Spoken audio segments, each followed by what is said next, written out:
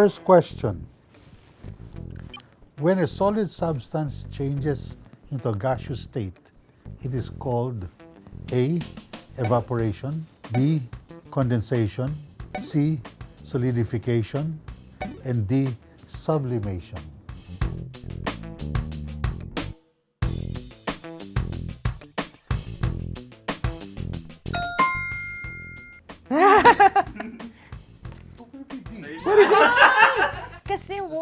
Kasi solid to to gas. Kung liquid to gas, it's evaporation.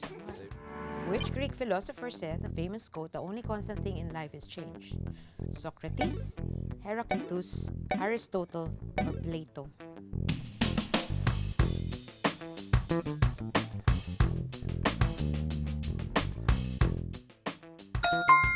B. You're all wrong. Because nobody knew him. Complete the line from the song Change the World by Eric Clapton.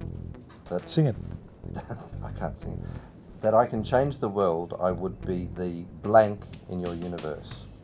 A, sunshine, B, sunset, C, sunlight, or D, sunrise.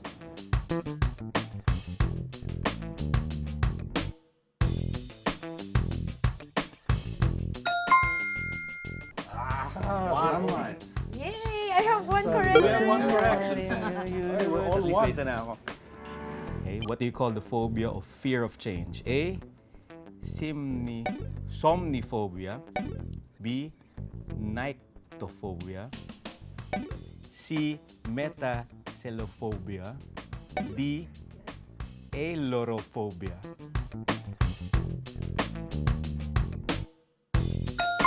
C. Yeah. Metaphobia. Hindi. Change. No. Yeah, but it's just meta. Is high. Meta is to transform.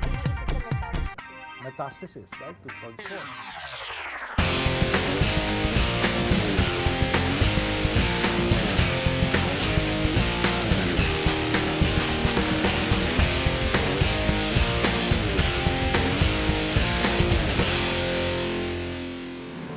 Change is a very constant word that we always talk in any of our sessions in leadership. And so, I go back to the first question in most people is, why do we need to change?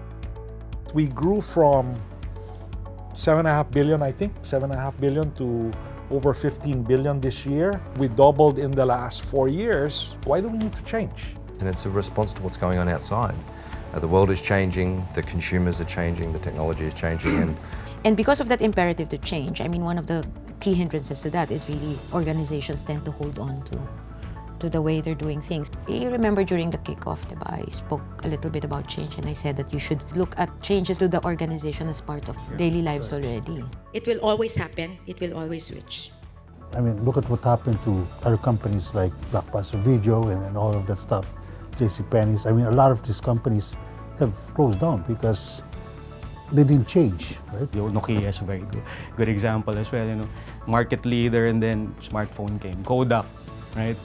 And then digital camera here, technology overtook them. There was a visual in my head actually, and it was a slide you used before. It's a slide of a dinosaur, right? And then it said, why should I change? I'm the biggest and the strongest. And at the background, there was I think an exploding volcano. And there's a quality there or a component of agility which is needed. If you don't change, you're gonna be extinct.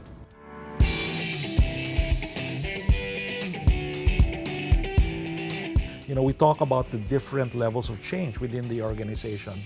We break it down really to 3 levels, right? And, the first level we say is what we call iterative change. And I think iterative change which is really doing things better. We need to do things faster. We need to do things better.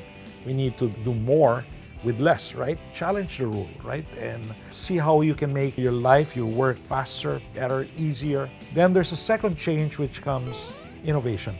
And innovation basically is where we change a whole process. This is really thinking big picture. For instance, again, doing faster, doing better after a while. It's like building an aircon without a compressor already. After a while, you keep cost reduction, and after a while, wala na, you can only do so much. And this is really thinking out of the box.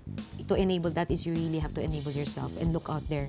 The third one, and this is where people get mixed up. I want to be in disruptive innovation, right? Which is doing things better, but probably obsoleting, your own businesses and your current state. Let's take na lang aircon. The iterative is this constant improvement in cost. In the 5 horsepower, for instance, what you do is you replace the compressor, you replace the coils, and make it more efficient and do it cheaply. What would be an innovation on our part would be a new technology, for instance. Disruptive is you don't even sell the aircon. We cease to become an air conditioning product company, and as we mentioned, selling cold air and not selling product is changing the entire model of how we do business. How should people feel about change? More than external, isn't it more fun? I mean, can you imagine having to do something day in, day out for the rest of their life? Not Repetitious. yeah. It's boring. It gets boring after a while, right? Yeah. Doing the same thing over and over again. So you only live once, right? So I mean, you have to really live change to really have a meaningful life. Encountering all of these new things and experiencing it and adjusting to it as you live as well, whether in work, whether in life. That's what makes living meaningful. I know that the biggest fear that a lot of people will have is if I change, if I improve this, I'm going to improve myself out of a job. That's not the intention for driving change in the organisation. In fact, what we want to do is to take valuable, productive people out of functions where it could be automated or it could be made more efficient, and then utilise that resource somewhere else in the organisation. It's actually going to create more opportunities for people. The job that you've got may change, but that's not going to mean that you're not going to have the opportunities to move forward in the organisation. And if you have that confidence, then why would you fear change? There's no reason to do it.